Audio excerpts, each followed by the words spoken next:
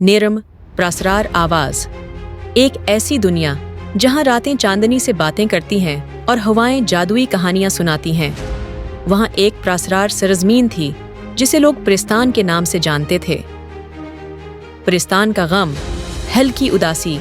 प्रिस्तान की सुनहरी वादियों में खुशी बसती थी, मगर एक दिन खुशियों पर सियाही साया छा गया। जादूगर सियाही दीव अपने गुरूर और सियाह जादू के साथ आया और प्रिस्तान की मलका शहजादी माह पीकर को तिलिस्मी पंजरे में कैद कर गया। उमर अय्यार का तारुफ, पुराइतमाद, हल्की शोखी। मगर दुनिया में एक ऐसा शख्स भी था जो ताकत से नहीं अक्ल से लड़ता था। वो था चालाक, होशियार और जंबील वाला उमर अय्यार, जिसकी मुस्कुराहट में राज और आंखों में मंसूबे छिपे होते थे। परी का पैगाम, निरिम जादुई।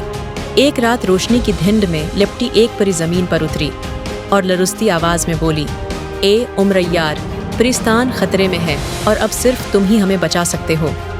सफ़र और भैंस, एडवेंचर टॉन। उमर अय्यार ने जंबील संभाली और सफ़र पर निकल पड़ा। कभी फ़कीर का भैंस, कभी सौदागर का रूप और कभी जादू का तालिब इल्म। हर रूप के पीछे एक नई चाल और एक नया राज। सच का पल रखकर गहरी आवाज़। प्रिस्तान के दरवाजे पर एक पल था जो सिर्फ सच बोलने वालों को आगे बढ़ने देता था।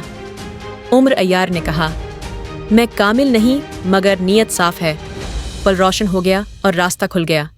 सियाह दीव का किला, खौफनाक, सनसनी। अंधेरों में डूबा सियाह दीव का किला, जहां दीवारें भी बोलती थीं और साए भी हरकत करते थे।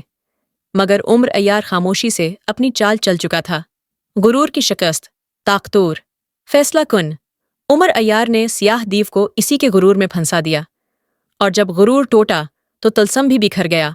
शीशे का पंजरा टूटा और शहजादी आज़ाद हो गई। प्रिस्तान की बहाली, खुशी, रोशनी।